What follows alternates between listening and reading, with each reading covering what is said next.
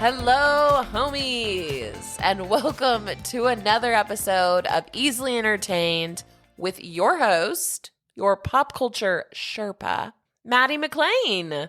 It is so good to be sitting here with you all once again, and for those new here, allow me to introduce myself and this podcast.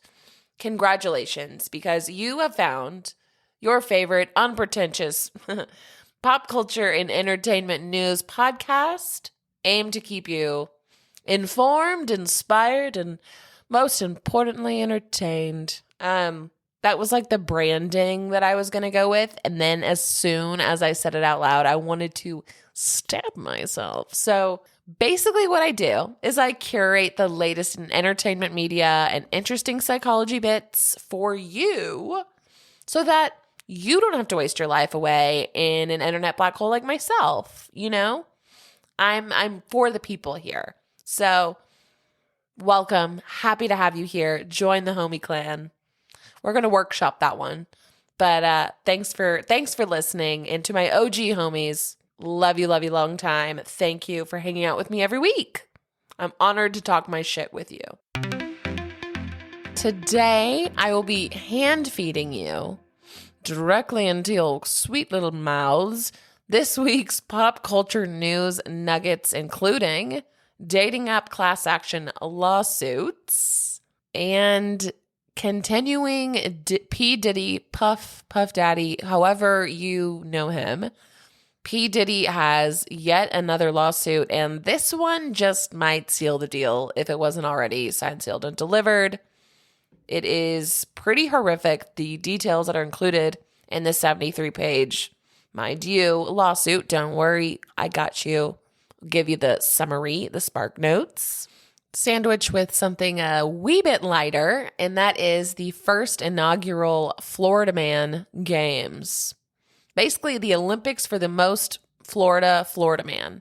And it is incredible and everything you want it to be and more. And last but certainly not least, we'll be getting into the nitty-gritty of Love is Blind and the latest season, gifted to us by our friends at Netflix. Whether you've watched the show or not, we'll be recapping the latest episode drop, covering through episode 11, as well as talking about the latest controversies that have come out regarding pretty much the majority of the male cast members, including rumored secret relationships and drama out the wazoo.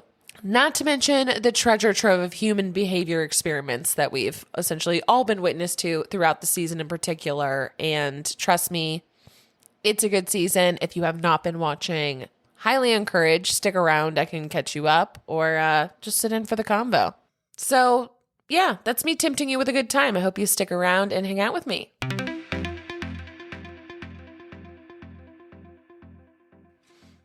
Before we do, though, I felt like I had to share with you my experience seeing none other than Vanderpump Rules' very own Sir James Kennedy. He had a DJ set here in Austin a few weeks ago, and while it was everything you'd imagine of a reality TV star, just ridiculous, turned DJ, and it was perfect. It was everything I wanted. You know, I'll set the scene for you. Why don't I?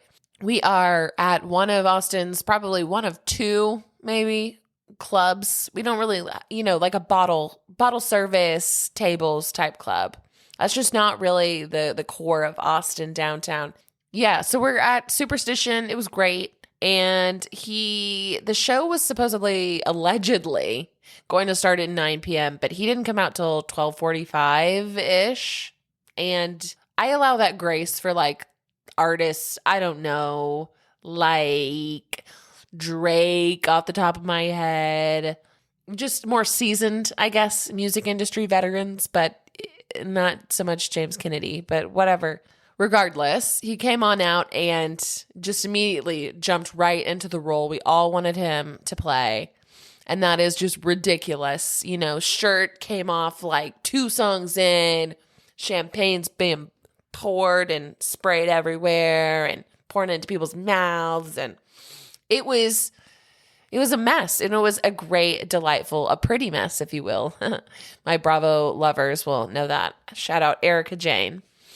Anyways, And it was a great time. It was a great time. Now looking back, a lot of shit has come out. There are a lot of speculation about James Kennedy that we can get into later. Not today's episode. I just want to vent a little bit with you guys. So I hope you give me that space. I hope you're a safe space, because I really have to get this off my chest here. I think we've really lost the plot when it comes to influencer marketing. And I think it's time to reel it the fuck back, influencer trips, part of marketing. And this is very much my background, is advertising, media, all that good shit. These influencer trips that we see all over TikTok, you'll notice some of your favorite TikTok stars or creators will be invited, all expenses paid, to maybe a little getaway, and they'll have the brand, like lots of makeup brands, but it could be Spotify, it could be whatever. Just a brand will sponsor and pay for the trip. Usually flight, everything. And they'll also send you lots of gift bags and free shit, just free products. Maybe you've seen them. There are some influencers that will show like an entire small bedroom full of boxes for them to open. And the internet's kind of sick of it too, but and yet we keep eating this shit up. And obviously, if anyone else was in the creator's footsteps, of course we would accept free gifts. Of course we would love that. It's this odd psychological thing that I feel like the internet and us in general as a society will make these people famous. Will fall in love. Like the internet is either all gung-ho about something, or they're walking down the street with butcher knives, like ready to take out enemy number one. You know what I mean? Like there's no in between. Zero to hero, right, is all I'm saying. The internet doesn't see nuance, just public opinion. It's much easier to think of everything as black and white, right? When in reality, it's all gray. It's all gray, honey. All gray all day. That's why we turn gray. So it's definitely also not Tarte's first time in particular getting flack. They've taken influencers to super luxurious locations like Dubai last year, which took TikTok by storm. And now this year, they're going to Bora Bora. And the PR packages are insane. So not only are they getting this trip to Bora Bora, but they send the influencer and whoever the plus one is, they get some things too, don't worry. Obviously, pallets and pallets and hella product, Tarte product, but also in this beautiful beige bag, which is Shay Mitchell's travel, like luggage and bag company. Excellent bags, well made, like pretty, they're not cheap by any means. Then 2 custom in the like Tarte's purple brand colors, custom Air Force Ones. They also got a full sweatsuit set, so hoodie and sweatpants, also in purple Tarte color. And then open up the beige bag, and among a bunch of other like probably random products is a camera bag. Inside the camera case is none other than like probably an $800 Canon camera.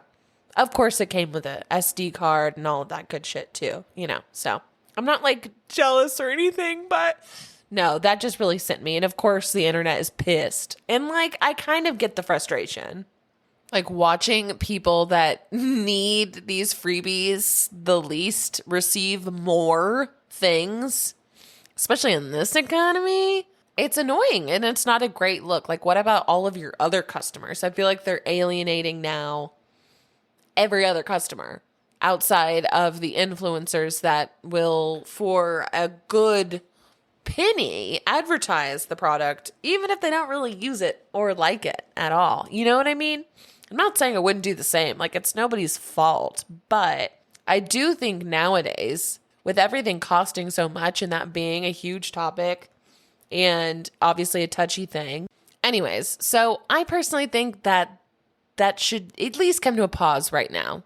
I don't think it's going to do Tarte very well. And they're obviously not the only company that does these kinds of things. Plenty of others, but I don't know if that's what people want to see nowadays. You even see that in social media trends like TikTok. Everybody loves it because it feels like you're FaceTiming creators and you're You're just kind of in the company of other people, really, living lives. And people's jealousies are a little bit strong and intense these days.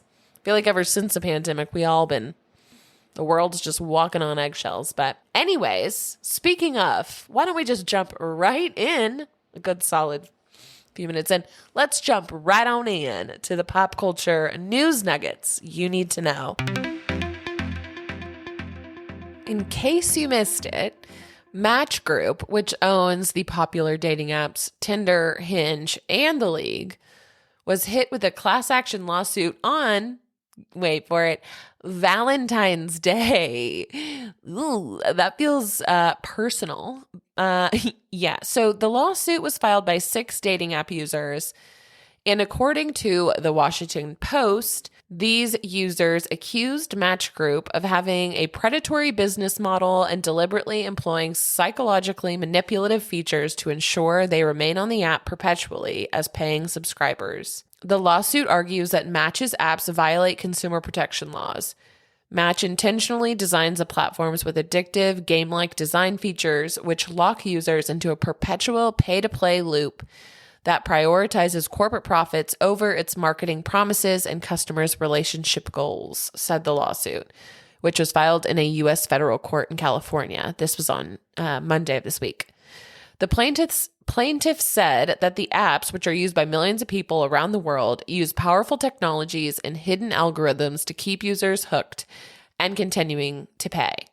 Dating apps rely on users' purchases of subscriptions and premium features marketed as bringing people closer to love, the lawsuit said, arguing that in reality, users are being drawn into compulsive usage that does not help them meet their relationship goals.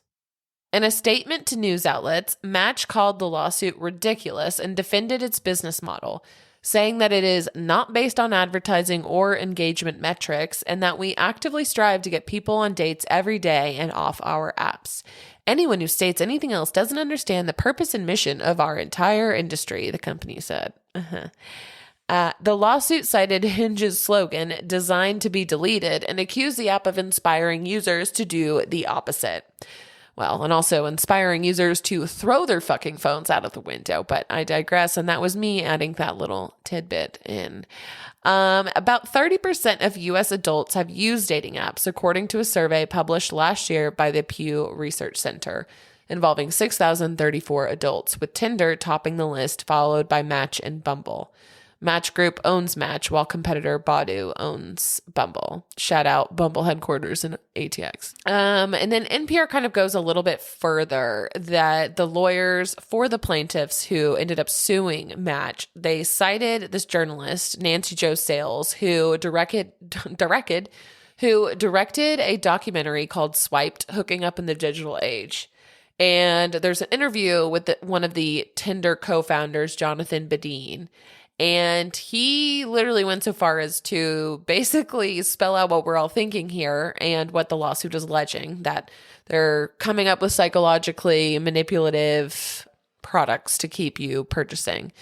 And he said that the dating app swiping feature was partially inspired by a famous experiment by behavioral psychologist B.F. Skinner. In it, Skinner turned pigeons into gamblers by giving them food delivered at random intervals. This is kind of the classic lab rat scenario that people will reference a lot of the times, but he's doing this in regard to his own app. But the pigeons believe their pecking prompted the food to appear, causing the birds to ceaselessly hammer away at their trays. Just as pigeons can be conditioned to peck at determinable intervals, so can users be conditioned to endlessly swipe, according to the lawsuit, which, among other remedies, asked the court to order Match to launch an advertising campaign revealing the addictive nature of the company's dating apps. Ooh.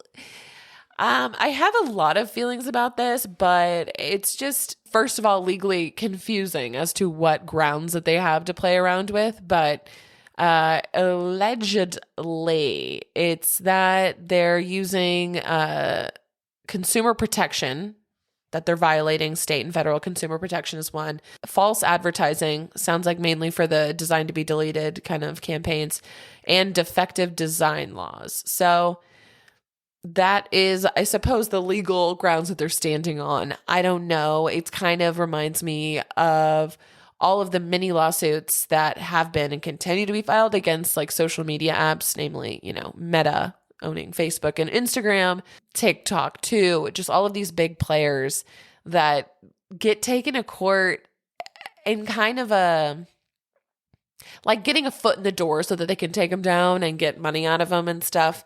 For essentially, there's so much personal responsibility that the users themselves need to take. I suppose that there's always some, lawyers are busy people, I guess is what I'm coming to with this whole episode. Everyone's getting sued at the butthole. So that's why they get paid so much, is because they're constantly being taken to court. But I digress. The legal jargon aside, and I am definitely not a lawyer here, that aside, I think it is pretty clear that something is awry with the algorithm, and they're a business, and like many businesses, they need to make money to function.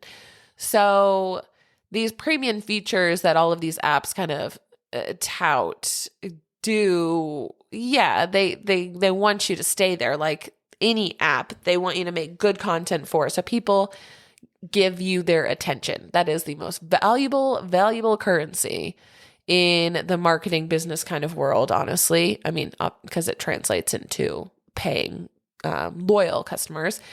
But it is a little fishy that now you come across, at least I don't know if it's just my FYP, but all of these videos about hacking these dating app algorithms, and like you have to say no to all of the most attractive or, standout suitors, if you will, so that essentially the algorithm learns that you don't like attractive suitors. And so then they start giving you unattractive No, I don't know. They're just coming up with all of these hacks. I've come across it, and it's all these convoluted, like teaching the algorithm the opposite of what you like so that it gives you, I don't know, thinking in reverse psychology here.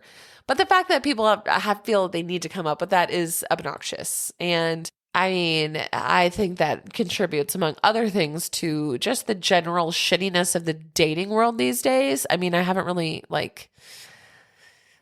I've been protecting my peace like real hard. You know what I'm saying? So they're trying to turn this into a class action lawsuit. So I think that typically means that if they do take it to court and they do win, anyone who's ever used it, we could be donated to in the form of $10 from whatever proceeds come from it. But anyways, we'll see what happens there. But the fact that it was dropped on Valentine's Day is hilarious to me. It's like a toxic breakup. And just sticking with this theme here, this legal theme that we have going on, Diddy's never-ending lawsuits continue. And if the deal wasn't already sealed in the court of public opinion, this latest lawsuit filed by producer Rodney Jones Jr., also known as Lil Rod, is accusing Diddy of sexual assault among a laundry list of equally as terrible, awful allegations, and honestly is very likely the final nail in the cancellation coffin, and for good reason, honestly. So sorry. Of course, that happens in like a very serious story. Okay. The suit supposedly comes with damning evidence, including photos, videos, and texts, and is seeking $30 million in damages. So Lil Rod worked with Diddy on his latest album from 2022 to 2023, living with him for months at a time. And allegedly, Diddy forced him to acquire prostitutes and sex workers. And much like previous lawsuits, mind you, this is the fifth now since late of 2023, probably late November that these have been filed.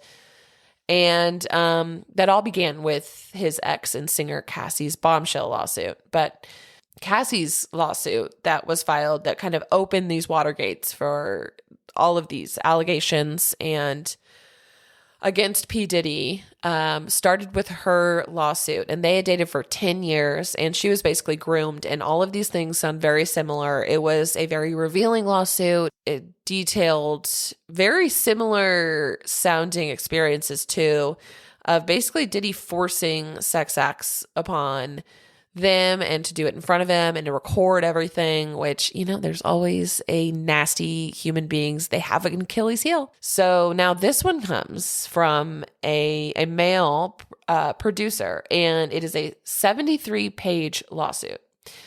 So according to the New York Times, it's filled with graphic details and photographs. And in addition to Mr. Combs names as defendants the Universal Music Group, the giant music company that Combs Diddy, Puff, that P. Diddy briefly partnered with before releasing the Love album, which is the album that the plaintiff worked with him on, produced for. He did 9 songs on the album, was never paid for any of them, allegedly.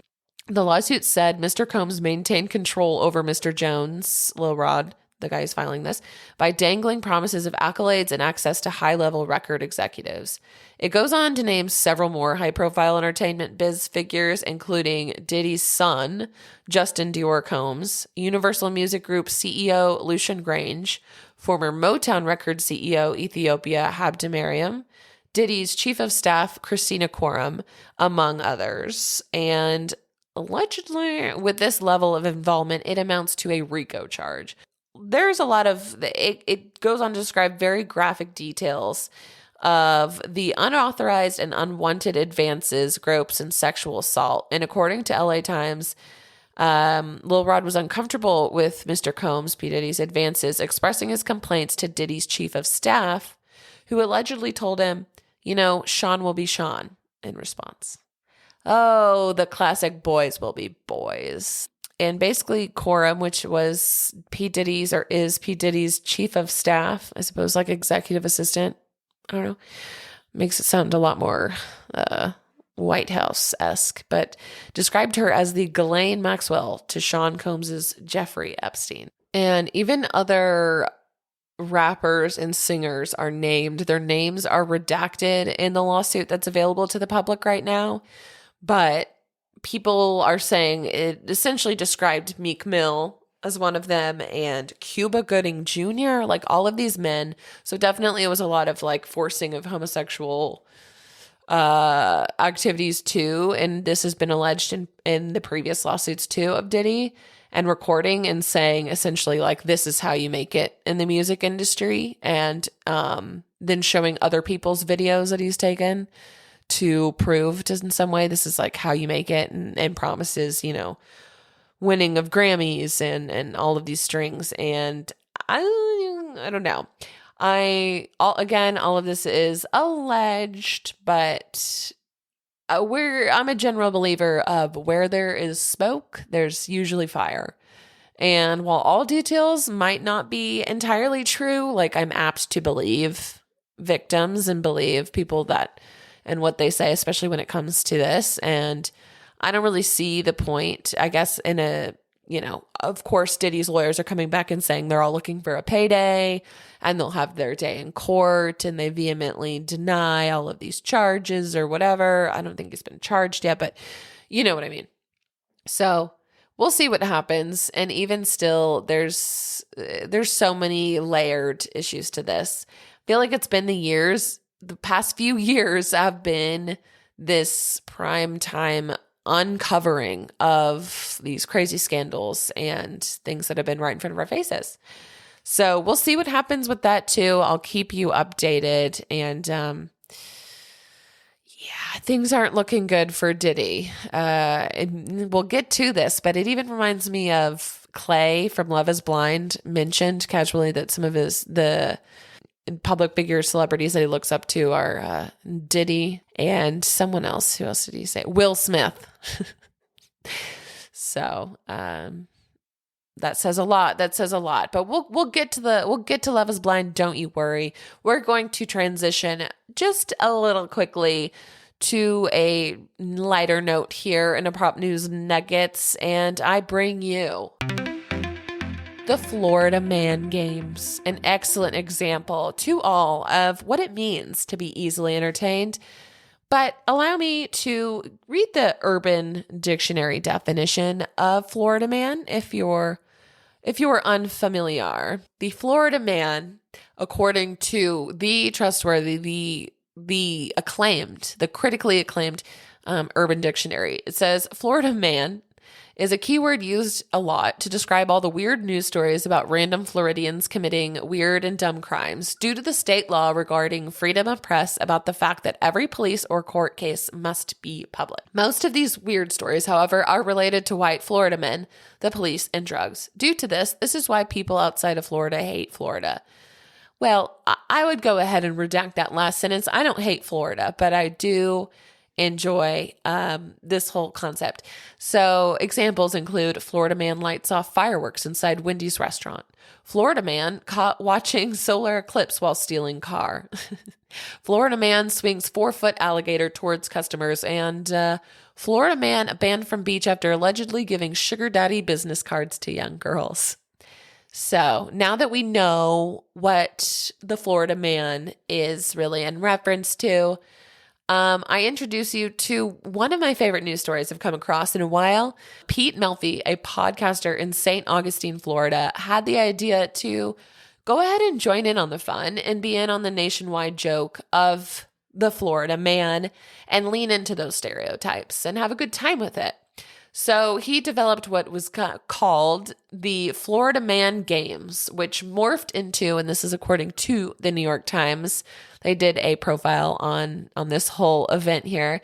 That is, the games morphed into an all-day competition with a series of zany events: a mullet contest, a quote mud duel with pool noodles, an evading arrest obstacle course with real sheriff's deputies pursuing the contestants. But to be clear, there were no actual arrests in the race. The handcuffs came from a sex toy shop. They also had bicycle stealing contests and my personal favorite, a Florida sumo event where contestants wrestled while holding pitchers of beer. America, America, good shit. I love that. I love leaning into the joke. You know, there's nothing like a F you than to kind of co-opt the joke. It's kind of like how the word bitch got a resurgence when women were like, no, you know what? We're taking that word back and it's a good thing, bitch, and only we can say it. You know what I'm saying? Yeah. So of course these, every episode, all of the sources and links and articles and such will be linked in the show notes. So if you have a desire to read any further or whatever, check things out, just know that you have the ability to do so. But these first ever Florida Man Games were held at the fairgrounds of a historic district with tickets going for $55 a pop. What a steal! On a Saturday. Sponsored by Florida Florida Apparel Company and others, including a car dealership and a gym. And the competition awarded $5,000 to one winning team based on its performance and events throughout the day. Amazing. Amazing. We love it. We love it. We love it. There also seems to be a plethora of snakes and alligators present at the Florida Man Games. I feel like Texas would be the other state to follow suit and do this. I mean, I think it's like Florida and Texas that have the most stereotypes and jokes. We're also just kind of like the most obnoxious, really. And that's coming from a Texan. So do you hear a Texan accent on me? I don't personally and myself, unless it's certain words and if I've had a lot to drink. But or not even a lot. Like it can be activated by a glass of Pinot Noir. You know what I'm saying? So anyways, before we dive into Love is Blind, do want to mention that very recently, as of recording, breaking news, another huge lawsuit. I guess leap day, leap week, leap year is just bringing that out of the woodworks. But a lawsuit was served to Daddy Andy Cohen, by a former Real Housewife of New York, Leah. But now a new one has now been filed coming out of Scandival. And it's exactly-ish a year later that this all came out. Raquel Rachel Leviss is suing Tom Sandoval and Ariana Madix and other unnamed Jane Does. Raquel, honey, I'd get my money back from the mental health retreat because that shit didn't work for you. Yeah, no, but really though, it's very confusing. I can understand. We'll get into this in next week's, but because I need to do some more research. So I bring you all the latest, but we'll see what happens with this. I think some of it is called for when it comes to Tom Sandoval because he recorded an explicit intimate video, but leave Ariana alone. Like, can you imagine the audacity of mistresses to ruin a marriage or they weren't, whatever, to ruin a relationship and then sue them both? Like, honey, I think we've been through enough here. So we'll see. And this is all connected to the reality reckoning that was discussed in a previous episode. Check it out if you haven't listened to it yet. But we will definitely get into that next week, but I had to alert the press. I had to alert my homies. You know what I'm saying? Looking out for you. Love is Blind Season 6. Wow. It has been a roller coaster of a season this year. And well, I guess I do multiple year, whatever. It's been a good season as a viewer. Now, I can imagine being probably any which one of the castmates, maybe it wasn't a great season of their lives, but for us, it's been great. Woo. So this last week, episodes 10 and 11 were released, and where we were picking back up from was they had all of the couples had moved in together. This is following their vacation once they're out of the pods, and they go from their little, it feels like a honeymoon, but it's a pre-moon, I suppose. They get away, then the couples come back to Charlotte or to the hometowns where they spend another 2 weeks living together, essentially in a trial run. And the show like rents out these townhouses for them to live in. So they're like living next to each other, which really reminds me of like Sims. Like they put all of the cast of characters next to each other. But yeah, so where we pick up from, quick recap. Kenneth and Brittany, these two, we were on your side, Kenneth, until they had the most emotionless, cold breakup where Ken just proceeded to, stare lovingly into his phone's eyes. I don't know what was so interesting on his phone because that poor girl, Brittany, could not compete with the phone once they get back. They get their phones back after their little honeymoon trip. And I think that's when I had changed every single couple. I mean, that makes sense. Like, let's acknowledge the fact that the entire premise of the show is bonkers. So I suppose that really draws in a particular crowd, right? Like, you really got to be brave to do it. Yeah, meeting, sight unseen, getting engaged before you see them, and then you see them, and then you do everything backwards, basically. They meet the families and all of that. So coming out of the honeymoon, we had Kenneth and Brittany, Jeremy and Laura, Jimmy and Chelsea, Clay and AD, and Johnny and Amy. It's still more than last season could even do. So they were really, things just broke down quickly. Last season 5. I like that this season they spent a lot more time in the pods. For me, that's one of the most interesting parts. I mean, that is like the whole, the premise is born in those pods where they get to know each other behind glass. The last set of episodes left us after Kenneth and Brittany broke up, and essentially Brittany was like, things have changed. You've been distant. I just want to get that feeling back.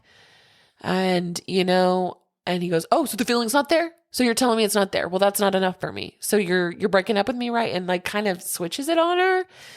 Don't love that. And they just break up. And while she's crying in the kitchen, you hear Ken on the phone, presumably to his boy, says, yeah, man, I'm heading over. I'm grabbing my stuff. Like he was planning it. It was gross and it was weird and it was sad. And he didn't even hug her and I hated it. And he seemed like the nicest one, So apparently he was previously on the Kelly Clarkson show. They did some bit on him being like the youngest principal because he's like 24. he's a baby, but so is Brittany. So Brittany deserved better, but they're pretty much, that's where the last time we see them. We don't see him in these new sets. So figured we'd touch on that. I hope that we get an apology. I mean, allegedly, even some of Ken's family has written on Facebook that like, oh yeah, he just did it for the cameras. And then another cousin, and this was like confirmed that they are related, says like he's, and then put in a rainbow emoji, like he's gay. I don't know. They were like the uber Christian couple. So they seemed strong going into the honeymoon, and then the wheels came off. So as of they're out, they're gone. So then that brings us to Jeremy and Laura. Jeremy spells his name in the most ridiculous fucking way. It's like when kids name their daughters like, more like the influencers that are like Crystalline, and they spell like crystal like there's a silent P and an H and a W in there. It's just, why do we have to get creative with the spelling like that? He spells it Jeramey. No, get out of here with that, Jeremy. As you can tell, I'm not a fan. And after watching these episodes, I think we all agree on that. So we left at an epic moment from the last episodes to her completely, flawlessly leading him into the grave that Jeremy dug for himself. So he was out until 5 a.m. and didn't come home till after that. Dead stop. Don't be doing that when you're engaged, right? So Laura, the woman, is like, where were you? He says, well, we went out to this bar called Lost and Found. And I didn't know, but Sarah Ann, who was the girl that Jeremy almost chose and kind of left the door open with, but did not choose, and then proceeded to get engaged with Laura, said Sarah Ann was there, and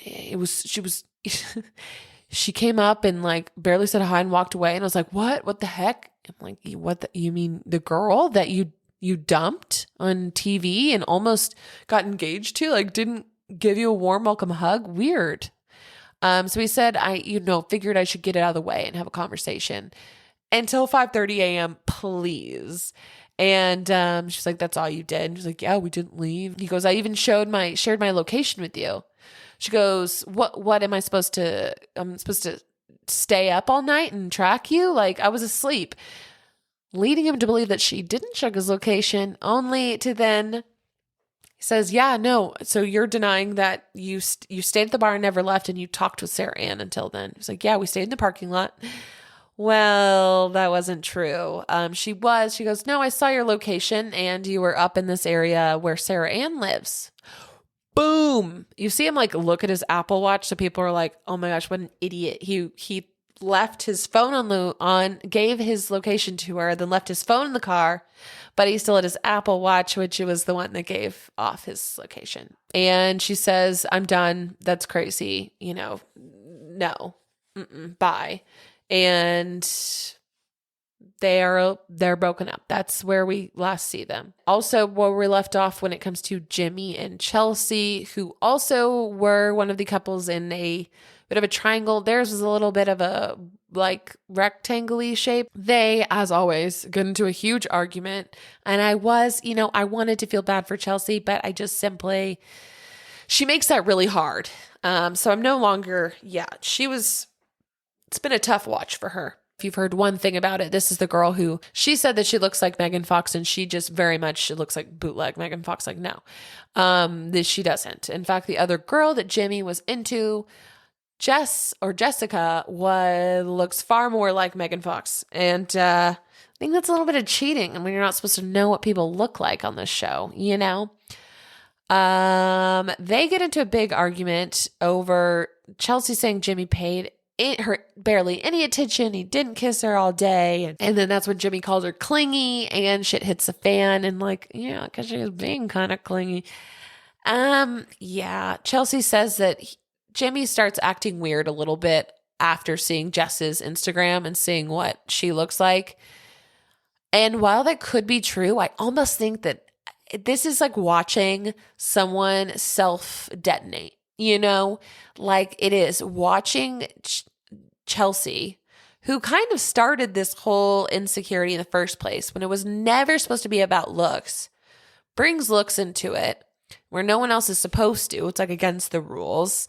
And of course that sticks with Jimmy. He's, not exactly the prize either here. He's not all that great, but he gets really excited. That's what he has in his head. Under promise, over deliver, first of all, always. So never say somebody like Megan Fox. That's just setting yourself up for failure there. And she continues to set herself up for failure because she builds this up, and Artie clearly felt insecure enough. She's competing with some other girls. And I think simply she didn't choose Trevor, who had only eyes for her because she wanted to win over this obviously conventionally attractive woman, Jess. Every chance she gets, Chelsea keeps asking and asking for validation. And at first I was like, I can kind of get it from what we're given, from what we see. It's hard to read Jimmy. Jimmy is saying all the things, but he's almost oversaying it. Like to all the other dudes when they get together, he's like, we're the most in love couple here. Like, we're the best couple here. We're doing the best here. I kiss you the most. Like all this, the most, the best. It's like, oh, who are you trying to convince there? They say, I love you all the time. Anyways, they have this blowout fight. And then like usual, the next day, Chelsea, it gives in, is like, I'm not mad at you. Like, I'm sorry. And she wants to be the cool girl, the girl that's like, gets along with all the bros and is like, oh, I'm so laid back. I don't need anything. Like, I'm chill. Like, it's fine. Trust me, I've dealt with that. I used to be that girl. Woof. That's a whole other episode we can do, because do not ever be that girl. It does not work out for you. Or anyone, really, except for just people that are takers. Anyways, I'll step off that soapbox. So then we have Clay and AD, who kind of throughout these episodes leading up to this, Clay's been just teeing up almost like his inevitable imminent cheating scandal or affair. Like, he is deathly afraid of like slipping and falling into some other girl's bed. Like, I swear, the way he talks about it, he constantly brings up how he's afraid of cheating and he never wants to, quote, be in a situation where he could cheat. That's not really how that works. But he says, because he lets AD know that his dad was very open about the fact that he had a mistress and would take Clay as his son. His father would take Clay with him on infidelity trips. What? And this is the same guy who earlier he looks up to Will Smith and Diddy. So, these red flags are flying. Like, flying. I mean, it is an ambulance just speeding in front of you, flying, red, just come on. But in the past, in the episodes, AD has said at this point, she's almost she equally to blame. She is purposely blinding herself. So yes, for her, love is blind. In this case, in a visceral way, that she herself in the past, her dating habits, she's taken on men who she basically serves as like a rehab for, and tries to make them better. That will never work. So that's a recipe for failure there. And I kind of want to shake her because she's amazing. She's such a girl's girl, and we'll see why a little bit later too. But I'm a big fan of AD. If only she would take her own advice and just see her worth. Then finally, the last couple, Johnny and Amy. So honestly, for me, next to Kenneth and Brittany, I felt like they're the most promising couple this season.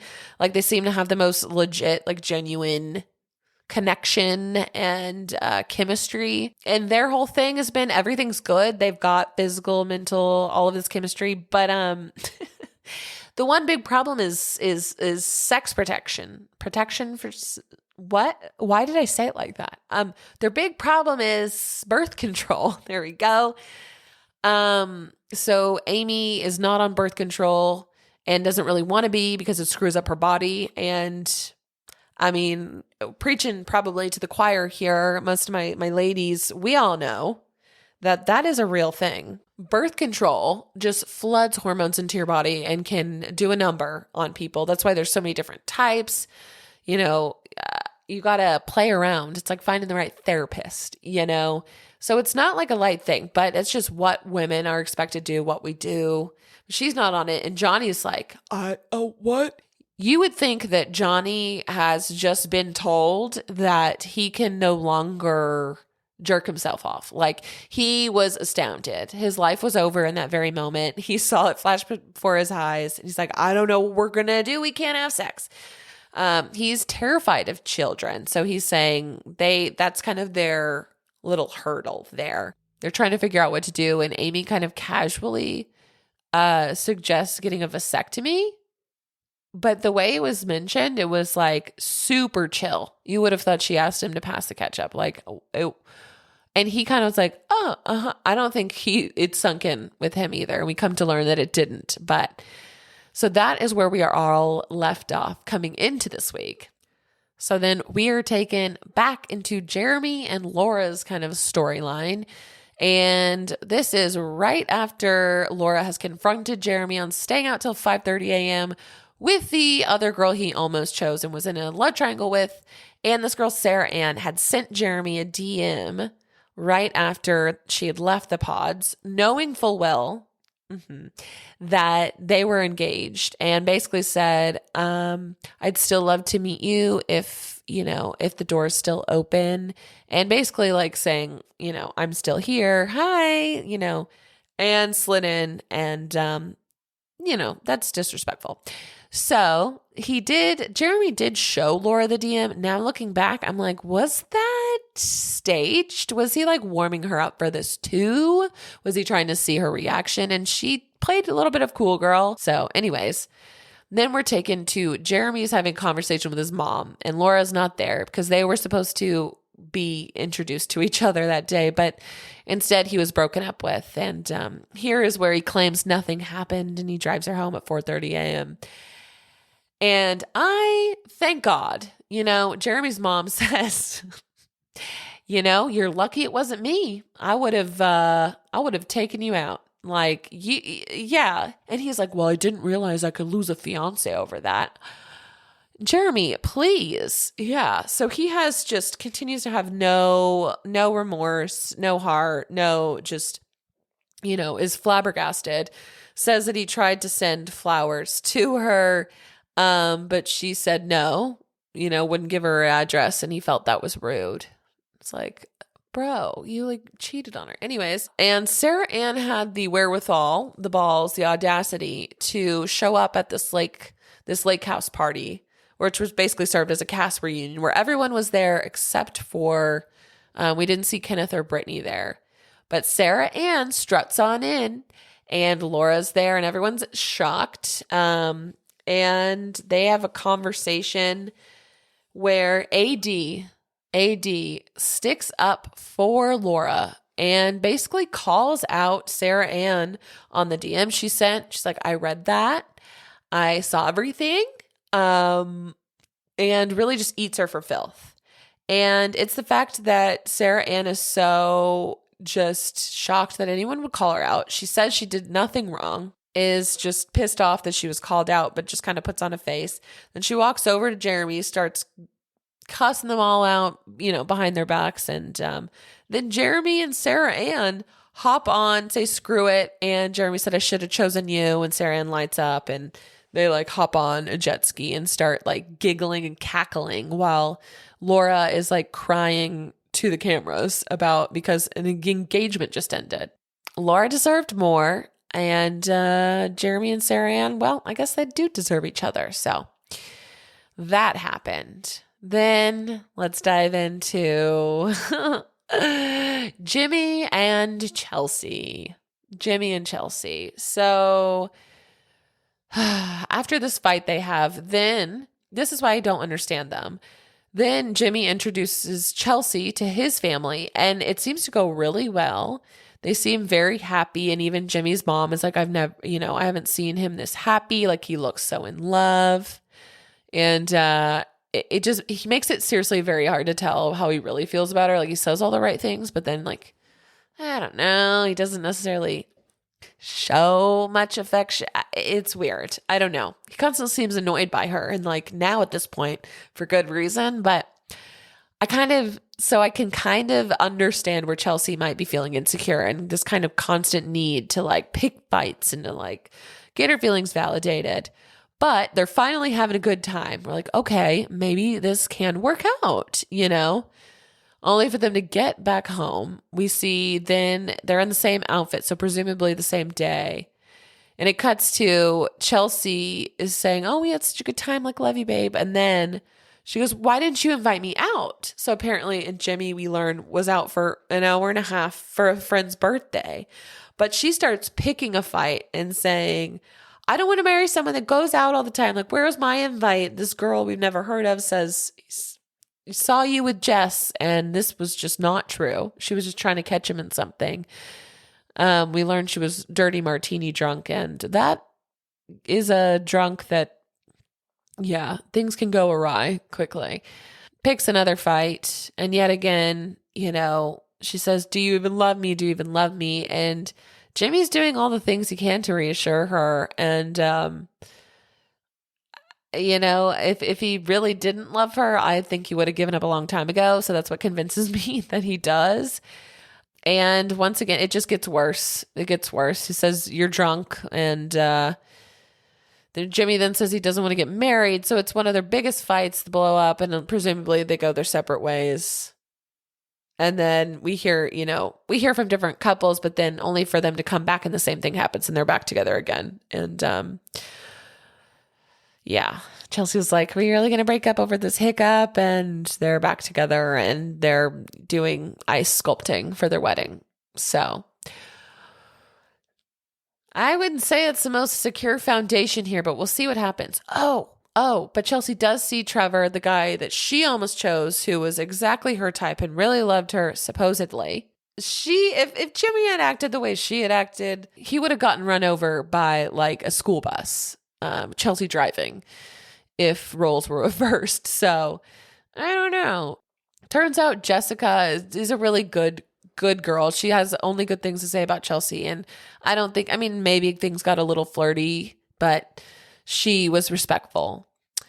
And now people are saying, so everyone was team Trevor, like, he's a good guy. Well, it turns out we were all wrong.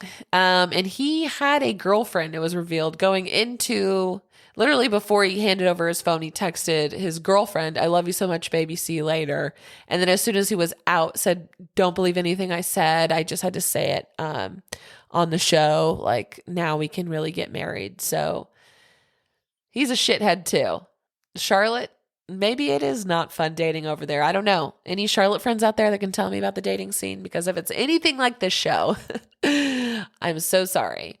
Now let's jump into Clay and AD. Clay meets AD's mom, and these were the episodes of the mothers. Okay. They came in real strong with great opinions, great advice, and AD had the same thing. He's spitting Bible verses with her mom and just smooth as butter. That's kind of, honestly, now for me, a little bit of a red flag. If they're a little too smooth and saying everything that they, the dream man would say, I would just pause. You don't want to get love bombed or whatever. I know all these therapy talk has been just talked into oblivion here, but it is still real stuff. And they get along well. AD's mom is a queen. She says, Clay brings up his whole fear of cheating and how his parents had a 15-year marriage and his dad ended up cheating on his mom.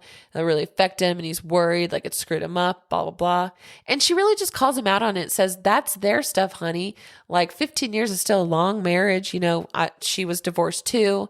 She said, you can't take on our stuff, What you're worried about, what Clay's worried about isn't even his. I thought that was great. Not only is she saying you can't use that as an excuse, which someone needed to say because AD sure wasn't going to.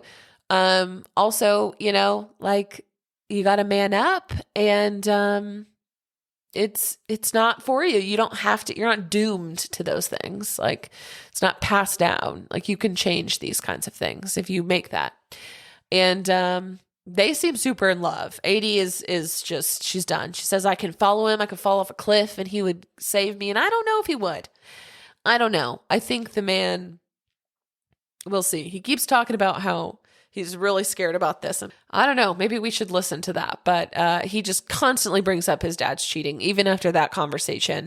He mentioned they had this weird conversation after that later on.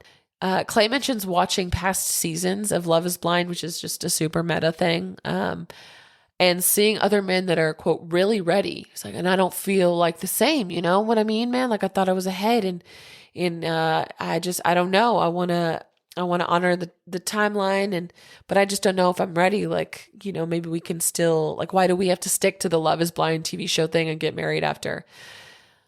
And at first, AD seemed like she was just gonna, you know, acquiesce and go with whatever he wants. But I'm proud of my girl. She said, you know what? You're a man. You can make that decision. But I'm going to tell you, if you say no at the altar, I will not continue to date you. Like, I have a timeline and I've committed to this. It just seems like she's constantly like pushing him through this. And I don't know. I like want it to work for them, kind of, but it sounds like Clay's got he needs to work through some things there. So we'll see. And then finally we have Johnny and Amy and their whole birth control issue here. That aside, Amy introduces Johnny to her dad, and her dad is adorable human, says the sweetest things about his daughter, Amy, and ultimately gives Johnny his blessing to marry his daughter. After meeting the families, this is not a conversation they had with his dad. Johnny says, you know, I didn't really realize what like a vasectomy meant. Like I thought it was tying a bow and that's it. That's what he literally said in his confessional. But maybe not. And then Amy's like, okay, like I'll look into birth control. And so I guess they're gonna figure that out. Good for them. I think they're gonna be, maybe they'll be our only couple that gets married. I think just Johnny and Amy. But we'll see. We will see, and we will talk about it. But what's really equal parts annoying and obviously entertaining is that I think just they got rid of their contracts or their NDAs or something, because all of these contestants and all these cast members are doing like a ton of press, like People magazine, interviews, podcasts, you name it. Jess was on Vial Files, and that was interesting. And I can recap some of that on my TikTok at Maddy is easily entertained. Follow on Instagram too. Plug City, plug. Anyways, we're hearing that interview on Vial Files made me really like Jess, but we're like hearing too much from them we haven't even seen the end of the episodes. Like if Netflix is going to make us wait weekly for a few episodes, like don't have them do press. I really am curious what happened to that clause, because any lawyers out there want to tell me. Mind you, let's all remember this was filmed and everything before all of those huge lawsuits have been filed from previous cast members on previous seasons against Love is Blind and the production company behind the show for like maltreatment, really, and feeding them alcohol and among a ton of other things that is covered in previous episodes too. But just as a refresher, just for the conditions, you know, having them work hours and hours on end, they're sleep deprived instead. That's why they have all those gold cups, is they're just drinking all the time, and they didn't have enough food to eat, like all this crazy stuff, and forcing them, recording them all the time, and allegedly some other sexual assault things have happened.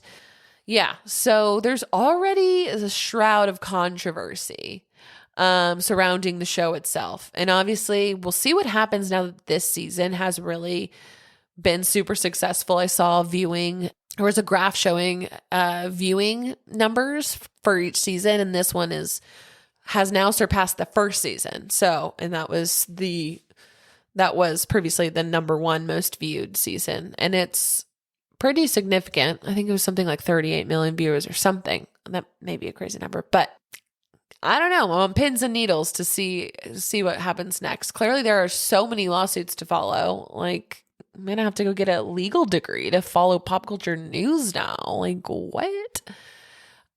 Yeah. So I digress. Back to them doing way too much press.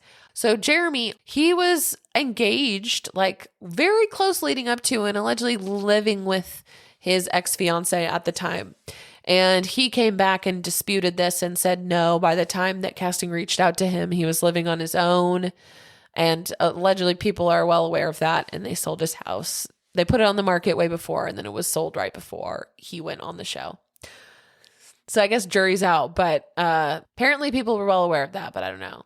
Then the same thing kind of happened. A TikTok user named Ryan Stringfellow claimed to be dating a man who appeared on season 6 and made very clear suggestions that it was Jimmy by saying he dated a single mom, which was Jess, and he was the only one dating a single mom. So the clip goes viral, and she's like, I can't believe it. What do I do? I saw my boyfriend like on this TV show, and he told me he was going on a different show, and yada yada. It turns out it was all a hoax. Like, that girl was just doing that for clout. And Jimmy was like, I do not know this woman. I did not have sexual relations with her. So he denied it. But this next one, Trevor, that we talked about, Trevor has kept quiet. He has not said a word to confirm nor deny that the allegations against him, that he went into the show and stayed in a relationship with his girlfriend, Natalia. There were text messages shared by an Instagram account called Reality Ashley, and that showed Trevor sending a text that he had no plans to get married while filming Love is Blind, and saying he can't wait to come back home and marry Natalia, her, and said everything he said on the show was a facade for TV. No one's safe, ladies. No one is safe. Don't worry. There are good men out there, just not on this show. So, which I think is just what it all boils down to, is the sample size of people that are going to go on to a show like Love is Blind or like Married at First Sight or really any reality TV show, even The Bachelor. Like, that sample size in and of itself is going to provide you with lots of personalities. And with lots of personalities, also lots of, dramatic, attention-seeking, maybe not for the best reasons. We've all heard it. They're for the right reasons on The Bachelor. I think it's all a theme of this. While companies like Hinge say it's designed to be deleted, and TV shows like Love is Blind say, it's an experiment to answer the age-old question, is love blind? Will you marry in sight unseen? That whole thing.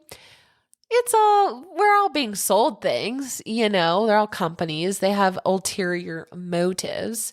That's not necessarily a bad thing, but this season has been great. I hope you've enjoyed our chats, our banta. I hope you found that it was great banta. That's all I've got for you this week. Thank you so much for tuning in. I love you all. Please follow on Instagram at Easily Entertained Pod, and make sure that you are following wherever you are listening to this right now. Apple Podcasts, Spotify, the interwebs, YouTubes, anywhere. Give me a follow. I would love it. And we'll keep talking all things Love is Blind, reality TV, Hollywood, psychology, all of the things. And you stay classy, homies, okay? Bye now. Bye.